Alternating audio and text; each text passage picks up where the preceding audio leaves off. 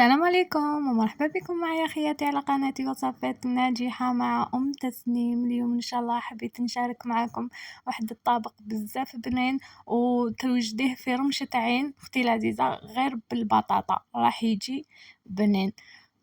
كيما راكم تشوفوا خياتي نبداو الوصفة تاعنا. هنا عندي جبت كيس شواء اللي نشوو به الدجاج يتباعوا اللي يدخلوا في الفوق.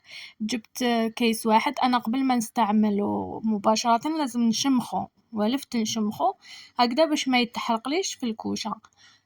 كيما شفتوني هنا شمخته بالماء وفتحت الكيس تاعي ونروح ندوزن فيه مباشرة بلا ما نكتر عليا الماء. درت فيه واحد ربع كاس تاع زيت وحبة بصل مقطعة شرائح وشوية معدنوس وحنزيدلهم غرفة صغيرة تاع الثوم. هاد الثوم راني سبق ليا وشاركته معكم. عجينة الثوم وزدت معاه كاس تاع ماء. وهنايا التوابل اللي عندي شوية كركم شوية فلفل اسود ودرت غرفة صغيرة تاع قزبر والملح. كيما راكم تشوفوا نخلطهم غير هكا خفيف خفيف غير شوية برك ونروح نجيب البطاطا تاعي اللي قطعتها دوائر ما قطعتهاش رقيقة بزاف وماشي خشينة. بهذه الطريقة نروح نديرها كامل في هذاك الكيس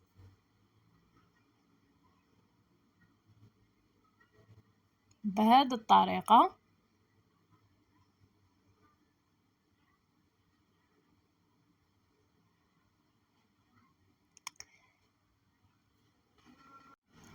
من بعد نروح نجيب هاد الاسلاك هادوما نربط بيهم الساشي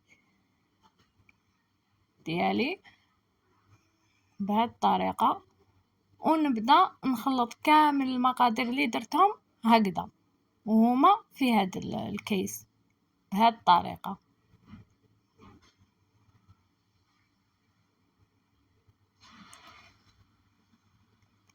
ونسقمو بهذه الطريقة في صحن اللي يدخل للفرن وندخلو للفرن يطيب على 200 درجة حتى نطيب لي البطاطا ديالي.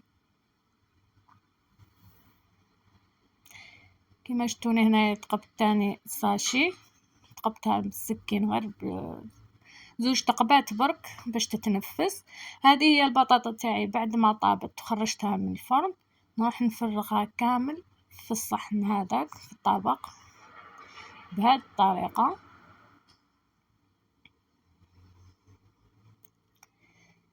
بعد ما فرغتها في البلان نسقمها نوزعها كامل في البلان تاع الكوشة. شوفوا البطاطا تاعي مازال فيها لاصوص ما راهيش ناشفة. وهنا جبت زوج حبات بيض مع شوية معدنوس ودرت فيهم شوية ملح وشوية فلفل كحل. خبطت البيض تاعي ونروح نفرغه فوق البلا ديالنا.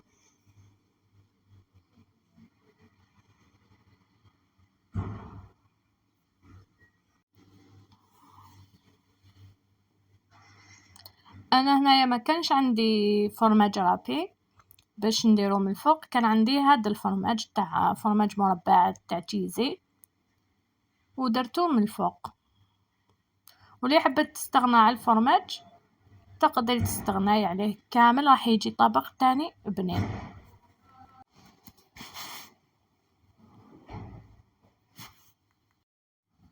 بهذه الطريقة ونروح قبالة نعاود ندخلو للفرن نخليه يطيب مليح راح ما يشدليش الوقت بزاف قيس ما يذوب لي الفرماج ويطيب البيض يا ربي واحد 10 دقائق. من بعد نشعلوه من الفوق ونخليه يتحمر شوية. هاو الطبق تاعي بعد ما تحمر لي طاب وتحمر شوفوا الشكل تاعو شحال جا شباب وجا ثاني فيه شوية لاصوص ما جاش كامل ناشف.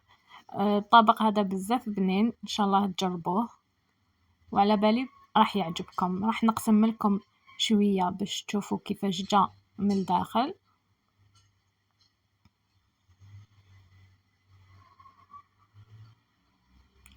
الطبق هذا يعني شكلا وذوقا بزاف بنين.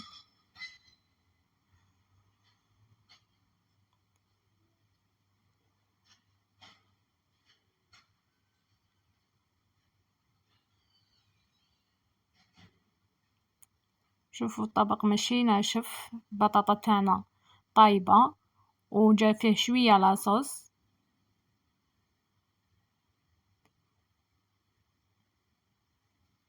والبيض ديالي تاني طاب من الداخل.